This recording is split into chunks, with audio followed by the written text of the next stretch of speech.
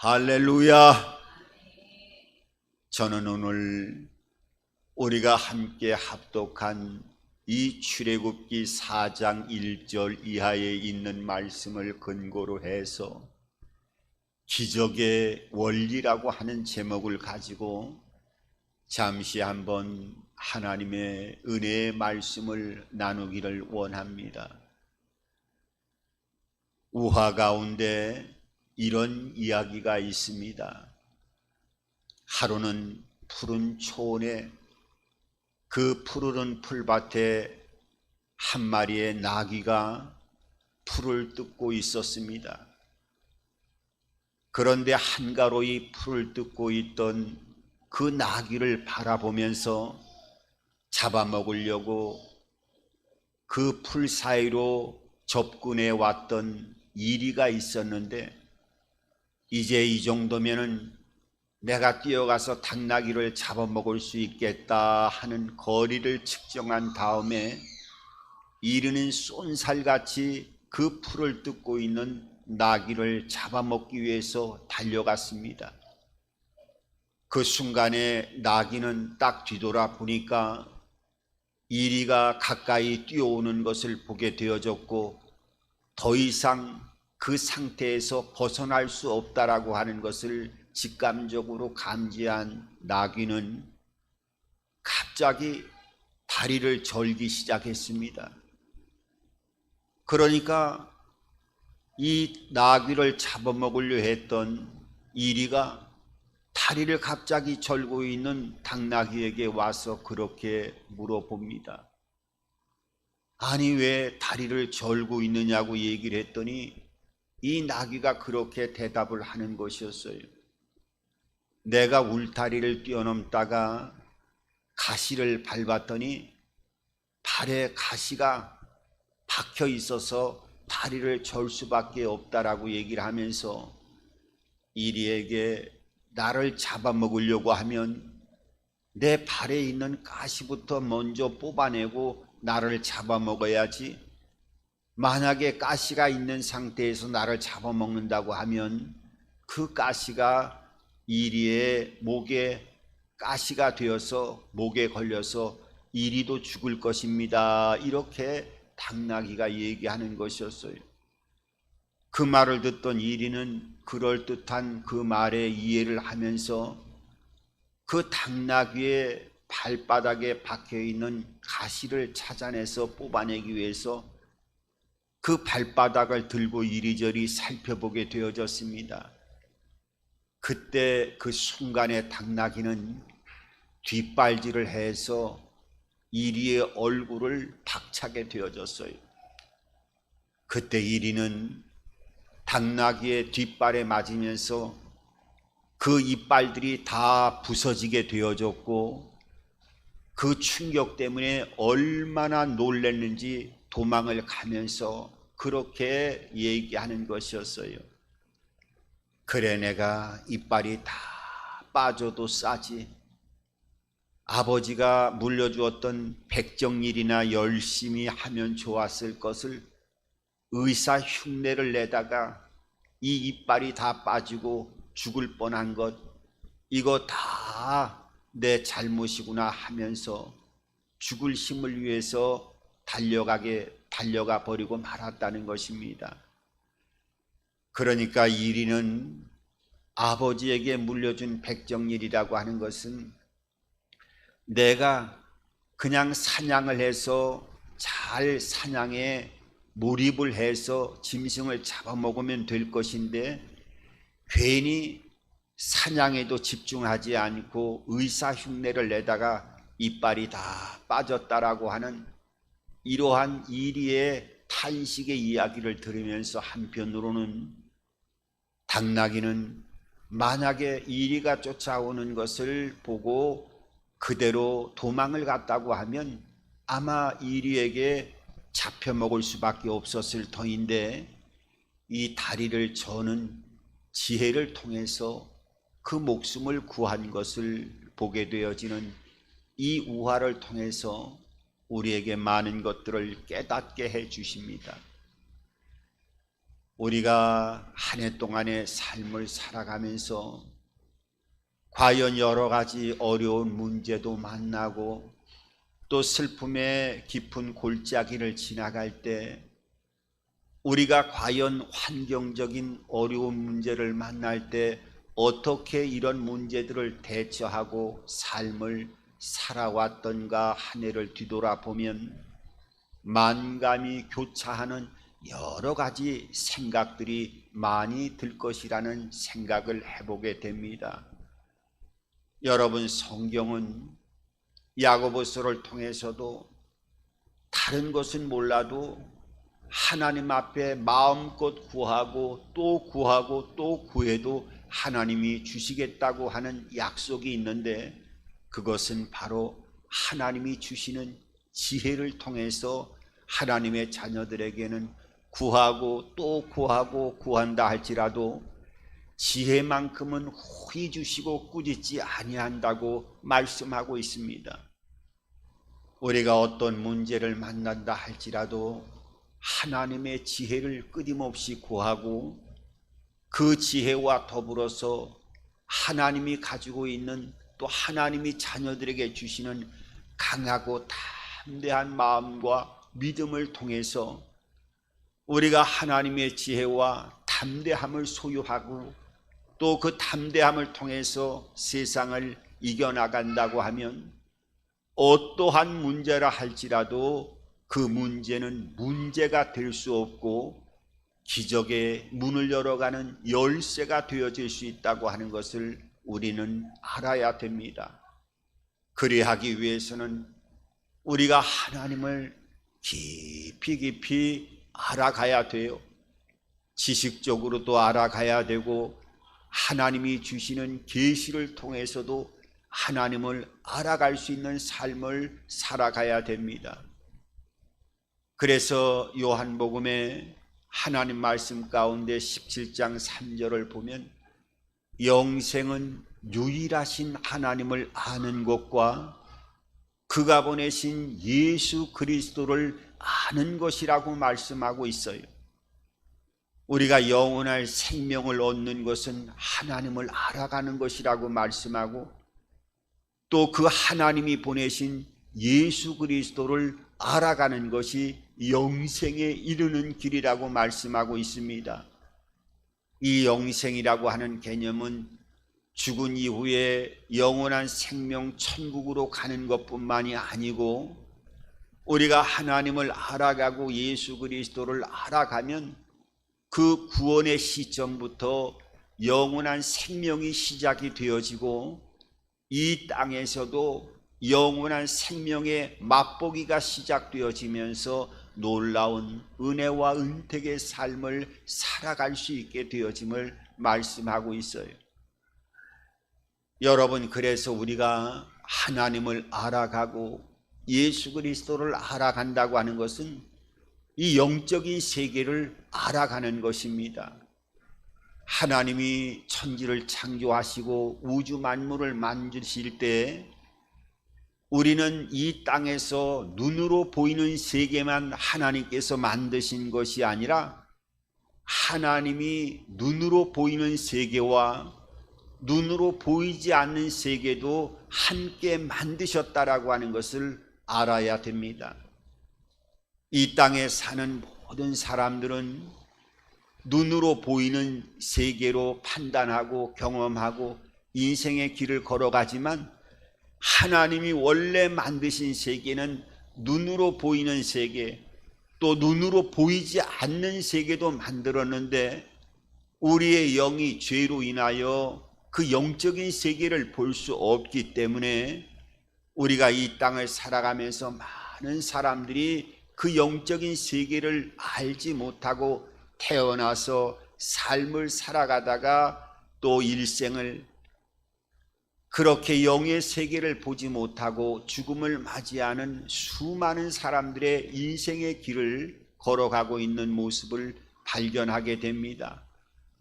우리가 예수 믿고 하나님의 자녀가 되어지면 하나님의 성령이 우리의 영 안에 들어와서 그 구원의 불빛을 밝히기 시작하면 이 영적인 세계에 하나하나 눈이 열려지기 시작하고, 그동안 육의 세계를 통해서 우리가 혼적인 세계로 판단하고 경험하며 이 세상을 살아왔던 개념을 뛰어넘어서 보이지 않는 영적인 세계를 하나하나 볼 수 있는 은혜를 입게 되어지는 것입니다.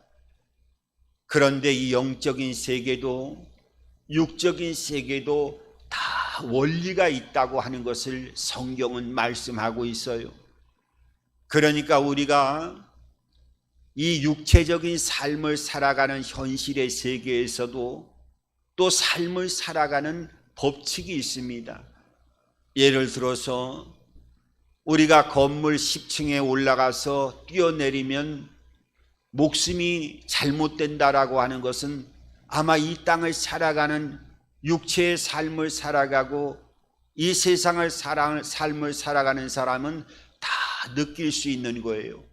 높은 건물에 올라가서 떨어지면 생명의 목숨이 끊어진다라고 하는 것은 다 알고 있어요. 그래서 높은 곳에서는 떨어지지 않으려고 사람이 두려움을 갖고 낮은 곳으로 내려오는 것, 이거는 육체를 갖고 있는 사람의 본능이고 그거는 이 세상의 삶을 살아가는 법칙이지요. 음식도 마찬가지입니다. 좋은 음식을, 깨끗한 음식을 먹어야지 썩어 있는 음식을 먹으면 몸에 큰 병이 들게 되어진다고 하는 것은 이 땅을 살아가는 세상의 법칙 안에서는 당연히 그것을 느낄 수가 있고, 썩은 음식은 먹지 말아야 된다, 또 먹지 말아야 되고 피해야 된다라고 하는 것은 이 땅을 살아가는 음식을 먹는 법칙이지요. 이거를 만약에 거슬러서 썩은 음식을, 법칙을 거슬러 가지고 먹는다고 하면 우리 몸에 큰 문제가 발생하게 되어지는 것을 알게 되어지고 다 경험할 수 있는 것입니다.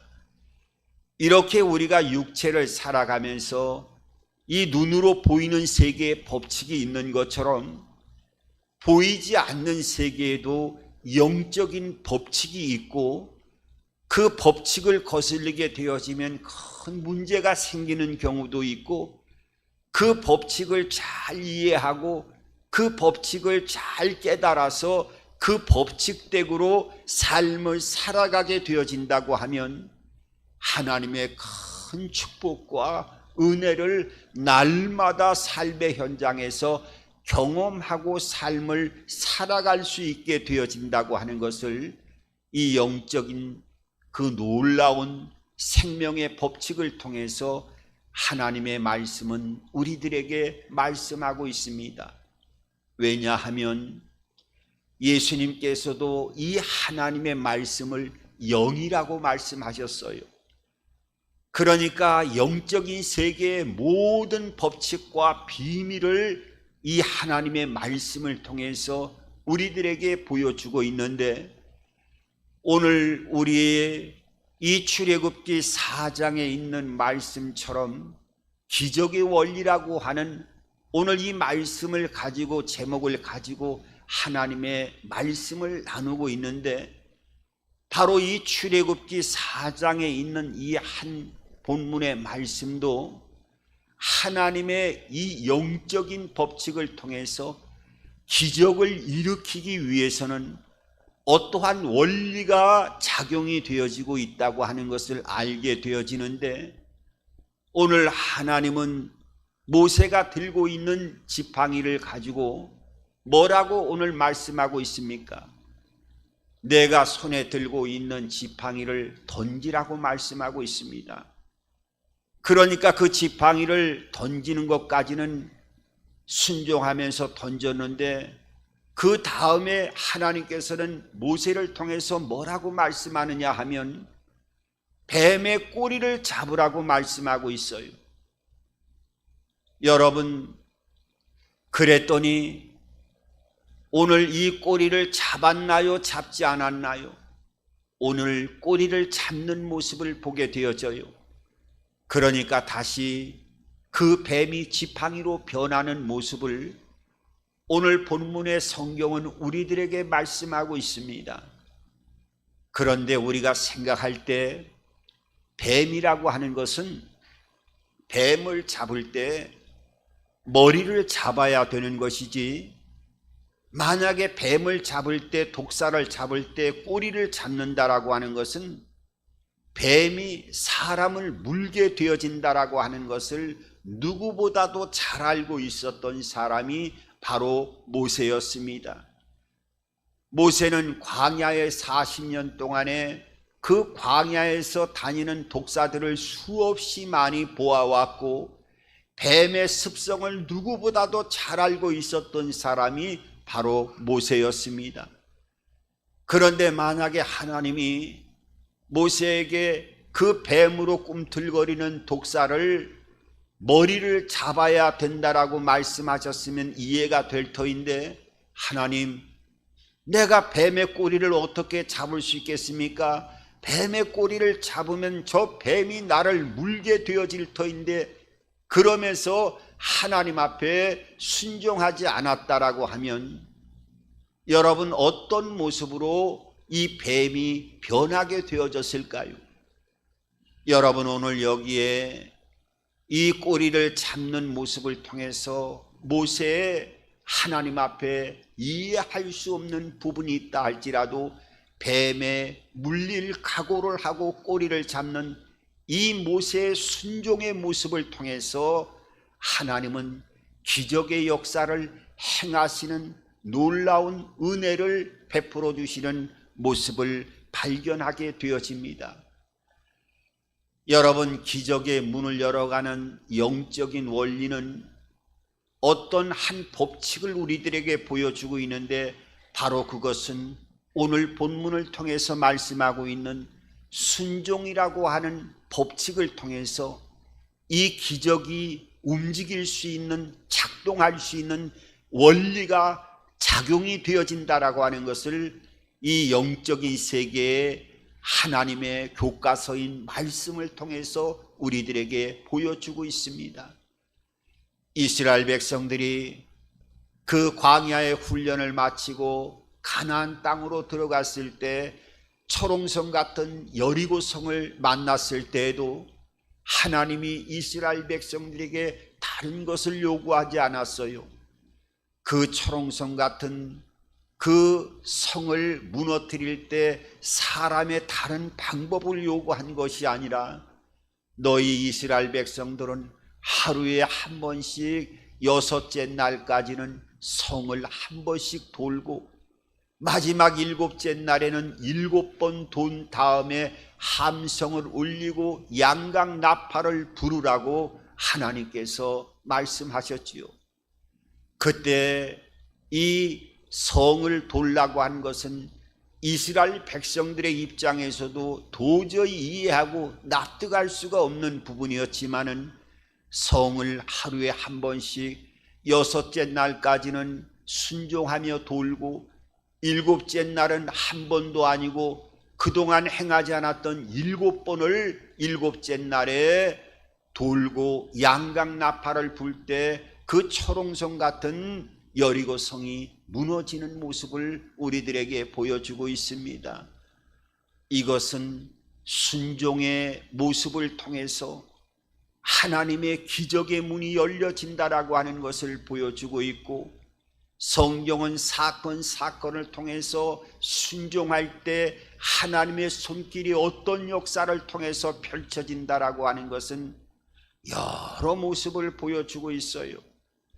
우리가 잘 아는 나아만 장군의 몸이 썩어 들어가는 문둥병도 요단강에서 7번 물속에, 그 흙탕물 속에서 들어갔다 나왔다 순종했을 때 어린아이의 살결과 같은, 우입빛과 같은 썩어진 그 육신의 질병의 비늘들이 다 떨어지고 질병의 온전한 쾌유가 일어나는 모습도 나아만 장군의 온전한 순종을 통해서 기적의 문이 열려졌고, 이스라엘 백성들이 그 가나안 땅으로 들어갈 때 요단강이 몸에 빼는 시기가 되어서 사람이 들어가면 빠져 죽을 수밖에 없는 그 강물이 넘실거리는 요단강도 하나님이 그 제사장들의 법궤를 메고 그 물이 출렁거리는 상태에서 물을 가른 상태에서 지나가라 말씀하신 것이 아니라 넘실거리는 출렁거리는 그 물 위를 먼저 발을 딛고 걸어가라라고 하는 명령을 했을 때 그 명령에 순종해서 출렁거리는 그 물결 위에 발을 올려놓고 들어갔을 때 요단강이 갈라지는 놀라운 역사를 보여주고 있어요.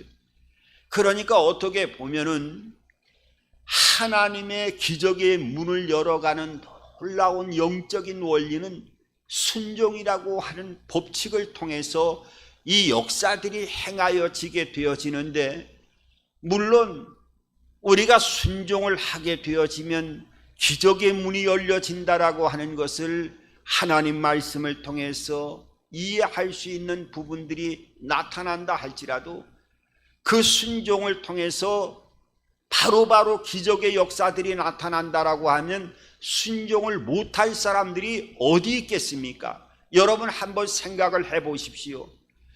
6번, 7번씩 여리고 성을 돌았는데 그 성이 우르르 무너졌다라고 하는 바로 뒤에 어떤 그런 역사들이 나타나고, 아무리 불평을 하더라도 7번석의 흙탕물 속에 들어갔다 나온 나만이 7번 그래도 인내하고 나오니까 어린아이의 우유빛과 같은 하얀 원천적인 그 피부가 질병이 썩어있던 문둥병에서 어린아이와 같은 살결로 치유받는 역사가 나타나는 바로바로 그런 역사들이 나타난다고 하면 순종을 못할 사람들이 어디에 있겠습니까? 그래서 이 말씀을 알고도 수많은 신앙인들이 이 순종하기를 꺼려하는 것은, 만약에 순종을 했는데 환경이 더 급작스레 여러 가지 악화되어지는 상태가 나타난다고 하면, 그럼 이 문제가 나타났을 때 어떻게 하나님의 자녀들은 순종할 수 있겠는가? 여러분, 그 해답은 또 하나님의 영적인 교과서가 되어지는 말씀을 통해서 많이 보여주고 있습니다. 우리가 잘 아는 축복의 대명사로 알고 있는 이삭의 삶을 창세기 26장은 그의 행적과 모습을 그대로 보여주고 있습니다. 창세기 26장은 이삭이 그의 극심한 가뭄이 일어나가지고 이제는 내 양떼와 소떼가 다 죽을 수밖에 없겠구나, 애굽 땅으로 내려가서 이 기근을 피해야 되겠다라고 하는 생각을 가지고 애굽 땅으로 말과 소떼를, 양떼를 데리고 애굽으로 가려고 할 때 하나님이 이 이삭에게 나타나서 말씀하십니다. 너는 애굽 땅으로 내려가지 말고 내가 지시하는 땅에서 그대로 머무르도록 해라. 이렇게 얘기했을 때 이삭은 어떻게 했습니까? 하나님의 말씀에 순종을 했어요. 그런데 순종을 하고 나면은 그대로 하나님께서 축복을 해주셨나요? 아닙니다. 그 환경적인 삶을 더 악화되어지고 더 끊임없는 고통과 어려움이 그 이삭의 삶 속에 덮쳐온 것을 보게 되어집니다. 우리가 성경의 말씀을 잘못 이해하다 보면 그 해에 농사를 지었는데 100배의 수확을 했고 왕성하여 창대해서 거부가 되어졌더라.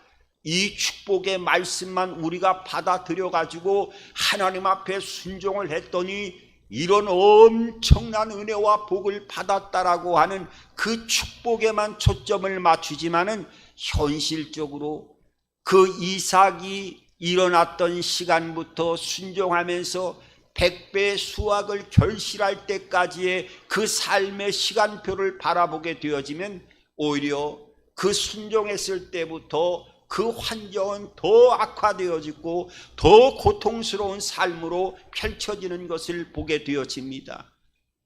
왜냐하면 이 이삭은 평생 동안 그 선조 때부터 양을 치는 목축업을 하는 그 초지를 찾아서 양떼와 소떼를 이동시키면서 풀을 먹이면서 양과 소가 전 재산으로 그 풀을 먹이면서 이동하는 그런 유목민이었어요. 그런데 어떻게 합니까?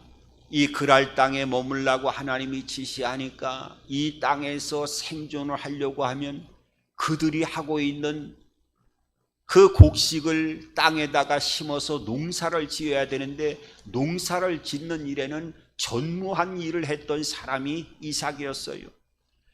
우리가 때로는 지방으로 내려가서 그 농사를 짓는다, 또 업으로 다시 고향으로 돌아가서 고기 잡는 일을 한다, 그렇게 귀촌 생활을 하고 가면은 아무리 지식적으로 농사는 이렇게 씨를 뿌리고 이때 물을 주고 이때 잡초를 뽑아주고 또 농약을 뿌리고 아무리 훈련을 받아도요, 그것이 처음에 농사를 지을 때는 3, 4년 동안에 수없이 이러한 여러 가지 곡물들을 죽이는 반복적인 실수를 통해서 하나하나 농사꾼으로 변해나가는 그런 모습들을 우리가 많은 간증을 통해서 보지 않습니까?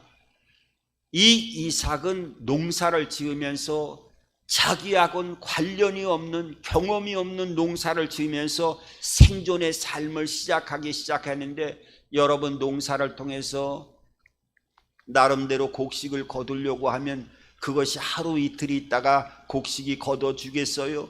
그것도 원주민들은 곡식이 어떻게 합니까? 그의 흉년이 들어서 농사의 전문가적인 그 지혜를 발휘하고 지식을 발휘했던 원주민들도 굶어 죽는 흉년이 들어서 농사를 지어도 소용이 없는 판이었는데, 농사에 경험이 없는 사람이 농사를 짓는 그런 상태가 시간이 지속된다라고 하는 것은 아마 양떼가 죽어가고 소떼가 죽어가고 그 고통의 시간들이 아마 농사의 수확을 할 때까지 몸부림을 치는 시간을 이어갔을 것입니다. 그런데 하나님의 때가 되니까 그 순종의 모든 것들을 기억하고 하나님이 그 해에 100배의 수확을 주셔가지고 그 이전에 한 해 동안에 양이나 소떼가 말라 죽고 고통을 받았던 모든 시간들을 하나님은 다른 방법을 통해서, 하나님이 우리의 생각과 다른 방법으로 일을 행하기 시작해서 그 역사를 통해서 모든 것들을 보상해 주시고 하나님의 역사를 이루어 나가는 모습을 보여주고 있습니다. 여러분, 이것뿐만 아니에요. 우리가 순종했을 때 더 삶의 악조건으로 환경이 펼쳐지는 것, 우리가 잘 알고 있는 요셉의 삶을 보시기 바랍니다. 그 보디발의 아내 유혹에 한 번만 순응해서 그 약속을, 그 소원을 들어줬다고 한다고 하면 아마 자기는 종살이에서 벗어날 수 있는 절호의 기회가 되어질 수 있었을 거예요. 하지만 아무도 보지 않는 상태에서 하나님 앞에 내가 어떻게 범죄하리요 하는 이런 하나님과의 관계를 통한 하나님의 믿음을 갖고 하나님 앞에 순종했을 때 어떻게 되어졌습니까? 바로 좋은 일이 생겼나요? 바로 문제가 순종을 했다고 했고 해결이 됐나요? 아니지요. 더 악화가 되어졌습니다. 감옥으로 직행하게 되어졌고, 그 감옥은 앞일을 알 수 없는 그러한 절망적인 왕의 신하들이 갇히고, 명령 하나면 다음 날이라도 목이 그냥 떨어지는 그 시위대장의 뜰 안에 갇히는 감옥 속에 내일을 알 수 없는 상태에서 갇히게 되어졌지만은, 하나님은 어떤 방법으로 일을 하셨어요? 그 감옥의 통로를 통해서 일을 하셨고, 또 간수장을 통해서 하나님은 일을 하기 시작했고, 또 술 관원장을 통해서 하나님은 일을 하기 시작했고, 결국은 어떻게 해요? 그 시간이 술 관원장의 꿈 해석을 통해서 바로 왕에 설 때까지 2년이라고 하는 시간, 그러니까 술 관원장의 꿈을 해석해 준 그 시간으로부터도 감옥에서 2년이라고 하는 시간이 경과되어졌다고 하는 것을 창세기 41장 1절 이하를 통해서 분명하게 말씀하고 있어요. 그러니까 요셉도 하나님 앞에 관계에서 흔들리지 않고 순종했을 때 그 환경은 더 절망의 시간으로, 더 고통의 시간으로 그 삶을 덮어왔고, 하지만 그 절망의 시간 가운데서도 하나님은 사람이 알 수 없었지만은 다른 방법으로 일을 행하시고 그 역사를 움직이셨다라고 하는 것을 우리들에게 말씀하고 있어요. 여러분, 하나님은 하나님의 방법대로 우리의 눈으로 이해하지 못하고 하나님의 마음을 맞추고 순종하는 이 기적의 원리의 법칙이 적용되어지는 놀라운 역사가 행하는 그 순종의 법칙 안에서 하나님 앞에 순종하고 더 믿음으로 갈수록 더 어려운 일들이 우리의 삶 가운데 나타날 수가 있어요. 하지만은 하나님은 우리가 알 수 없는 다른 방법으로 일을 하기 시작하시고 그 때가 되어지면 반드시 그 풍요로움과 역사를 우리들에게 보여주신다라고 하는 것을 오늘 성경은 이 기적의 원리가 작동하는 순종의 법칙을 통해서 우리들에게 말씀하고 있습니다. 그래서 하나님이 구원을 받을 때 하나님의 성령이 우리의 영에 들어오게 되어지면 우리가 잘 아는 보석도 그 아름다운 빛을 내는 보석이기 전에 원석이 있는 거예요.